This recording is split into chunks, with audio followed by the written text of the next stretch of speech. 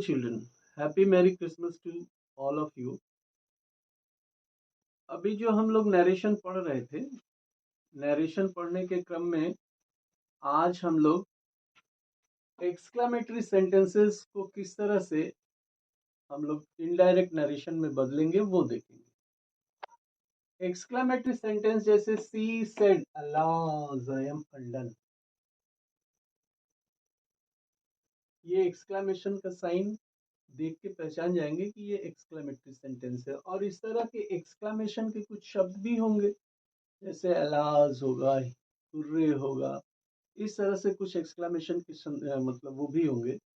और दूसरी बात, कुछ सेंटेंस ऐसे आते हैं जैसे what a beautiful building it is, what a beautiful building it is, तो ये भी एक्सक्लेमेटरी सेंटेंस है।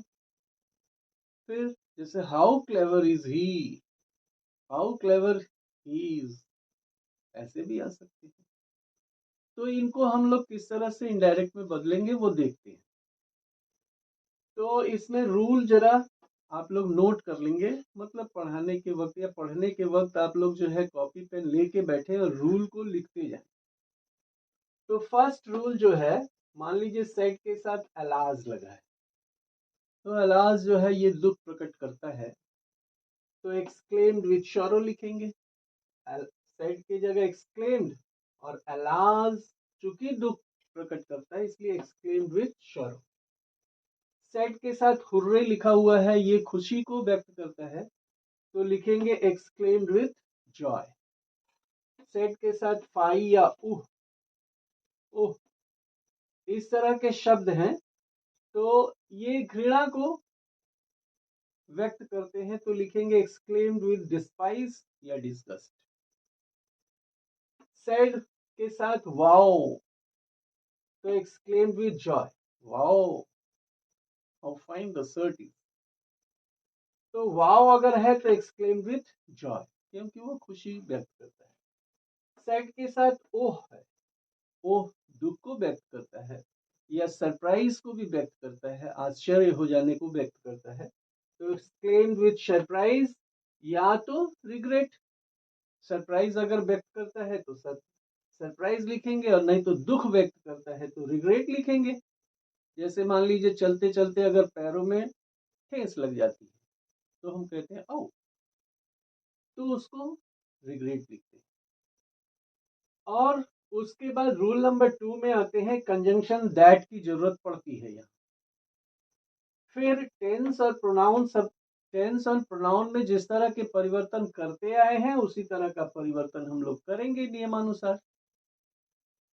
जैसे एक सेंटेंस है she said hurray we have hurray we have won this match, she said hurray we have won this match. तो जैसे हम लोग क्रिकेट देखते हैं, हमारी टीम अगर जीत जाती है तो हम कहते हैं हिप हिप हुर्रे, कहते हैं। तो इसी तरह से किसी ने कहा, उसने कहा hurray we have won this match, तो इसको इनडायरेक्ट में कैसे बदलते हैं, ये हुर्रे शब्द देखिए यहाँ है और एक्सक्लेम्ड विद जॉय लिखना है, तो इनडायरेक्ट में लिखेंगे she exclaimed, she exclaimed with joy. अब कंजंक्शन की बारी आती है, दैट लगाएंगे। उसके बाद वी सी के अनुसार ये दे हो जाएगा।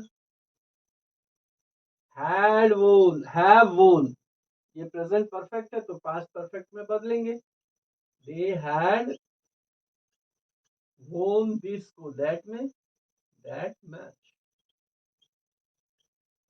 तो इस तरह से हम लोग इसमें परिवर्तन करते हैं, ज्यादा कुछ इसमें कठिनाई नहीं है। अगर पिछले वीडियो आप लोग देखे हैं तो पिछले वीडियो में टेंस और टेंस में और दूसरी चीजों में प्रोनाउन इत्यादि में जिस तरह से परिवर्तन करते हैं वो चीज फॉलो करेंगे। तो इसके साथ साथ अब कुछ उदाहरण और देखते हैं। तो अब इन सेंटेंसों को देखते हैं, इनडायरेक्ट में बदलते हैं। जैसे है she said how beautiful is the rain, यहाँ पे एक्सक्लेमेटरी सेंटेंस एक्सक्लेमेटरी वर्ड कोई नहीं है, लेकिन ये पूरा सेंटेंस हमको एक्सक्लेमेशन बताता है और एक्सक्लेमेशन का साइन भी है। इसका मतलब हो गया उसने कहा कितनी सुंदर बारिश हो रही है या कितनी सुंदर बारिश। तो यहाँ पे हम लोग क्या लगाएंगे, सी एक्सक्लेम्ड दैट। अब हमारे वाक्य का सब्जेक्ट यहाँ है, इस सब्जेक्ट को लाएंगे। The rain is how beautiful, इस हाउ की जगह हम लोग क्या लगाएंगे, वेरी ब्यूटीफुल।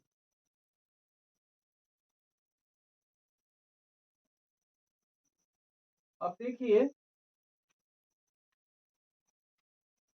यहां इस सेंटेंस में क्या है, हाउ के बाद तुरंत एडजेक्टिव आया है। तो हाउ के बाद तुरंत एडजेक्टिव आता ही है इस तरह के सेंटेंसों में। तो यहाँ पर हम लोग हाउ अगर जहां देखते हैं वहां इस एडजेक्टिव के पहले हम लोग वेरी लगा देते हैं। तो she exclaim that the rain is very beautiful. ये देखिए ये एक नया sentence, he said bravo you have done well. जैसे सपोज कीजिए कि हम लोग मैच देख रहे हैं और हमारी टीम को 6 रन की जरूरत है टू विन, जीतने के लिए 6 रन की जरूरत है, और हमारे प्लेयर ने लास्ट बॉल में छक्का मार दिया और हमारी टीम जीत गई। तो हम लोग कहते हैं उसको ब्रेव हो, जैसे हिंदी में कहते हैं ना बाप बहादुर, बहुत अच्छा काम किया। तो वही है, he said bravo you have done well, बाप बहादुर तुमने बहुत अच्छा किया। तो इस तरह के सेंटेंस को ब्रेवो के लिए हम लोग अपलाउडेड लिखते हैं। ये उसमें रूल में लिखना मैं भूल गया था, आप लोग उसको नोट कर लेंगे। तो ही एक्सक्लेम्ड, सॉरी ही यहाँ लिखते हैं अपलाउडेड है, APPLAUDED, लेकिन पढ़ते हैं appealed. He appealed that, you जो है ऑब्जेक्ट के मुताबिक बदलना चाहिए लेकिन ऑब्जेक्ट तो है नहीं, तो इसको थर्ड पर्सन में ले जाएंगे, that he had done well.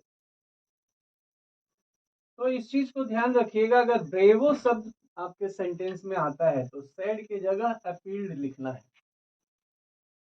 ये एक अपने रूल में जोड़ लीजिएगा। तीसरा सेंटेंस देखते हैं, she said what a pleasant surprise. She said what a pleasant surprise, उसने कहा कितना खुशनुमा सरप्राइज दिया आपने।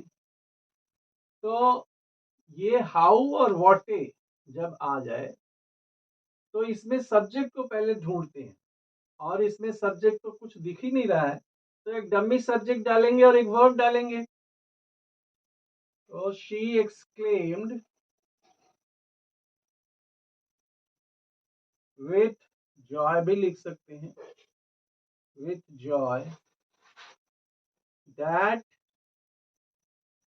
अब डमी सब्जेक्ट हम लोग इट डालेंगे और वॉज। ये प्रेजेंट में बोला गया है इसलिए पास्ट में बदलेंगे, it was a pleasant surprise. तो he exclaimed with joy that it was a pleasant surprise. पापा ने बिना बताए उसको एक वॉच ला दिया, तो बेटे के लिए वो एक प्लेजेंट सरप्राइज होगा और खुश हो जाएगा बेटा। तो she exclaimed with joy that it was a pleasant surprise. She है तो सी लिखेंगे, ही है तो ही लिखेंगे, जो भी है। अगर दुख है, वाज ए वाज व्हाट ए दुख है तो यहाँ विथ ए विथ शोरो लिख देंगे और कुछ नहीं। ये एक सेंटेंस देखिए, शो हेल्प मी हेवन, किसी लड़की ने कहा कि हे हेवन, हे भगवान मेरी सहायता करो, I will never steel again, मैं अब कभी चोरी नहीं करूंगी। चोरी करते हुए, बिस्किट चोरी करते हुए माँ ने कान पकड़ लिया बेटी का। तो बेटी कहती है कि इस बार हमें बचा दीजिए भगवान, अब मैं चोरी नहीं करूंगी। तो ही कॉल्ड अपॉन हेवन, या सॉरी ये सी है ना, तो यहाँ सी लगेगा।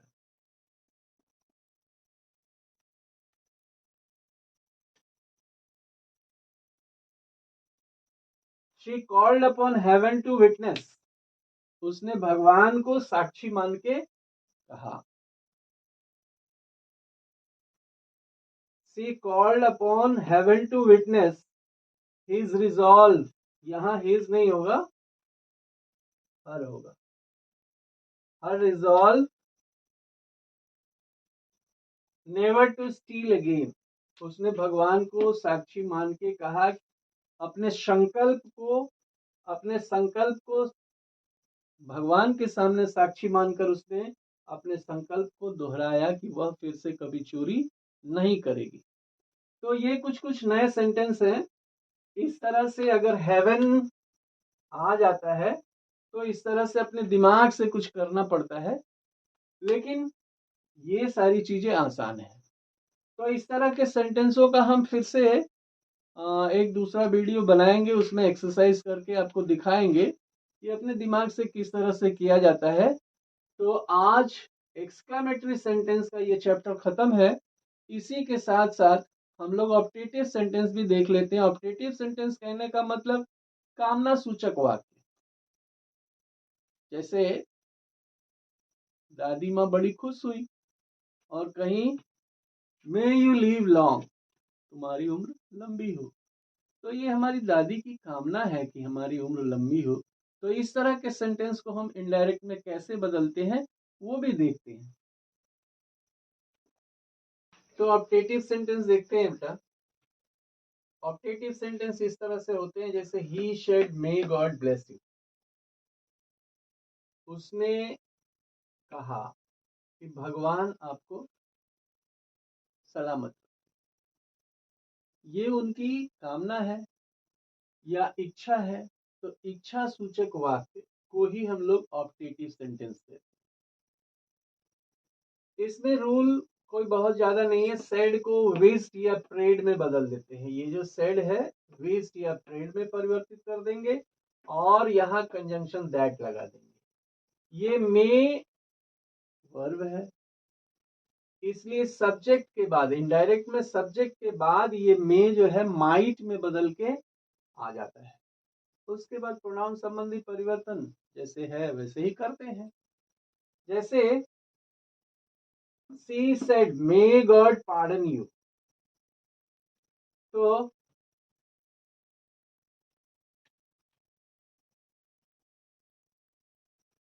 सी विस्ड दैट,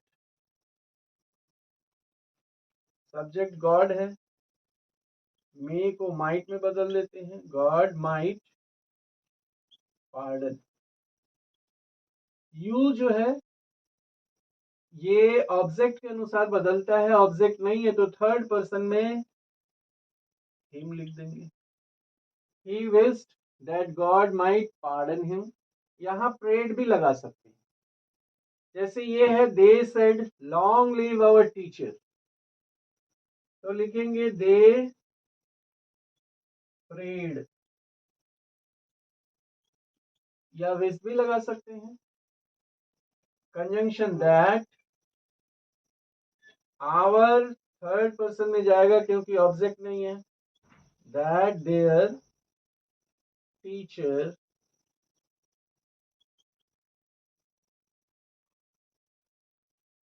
यहाँ मे दिख नहीं रहा है लेकिन मे है, इसलिए माइट में बदलेंगे। they prayed that their teacher might live long। तो ये ऑप्टेटिव सेंटेंस इस तरह से हम लोग चेंज करते हैं।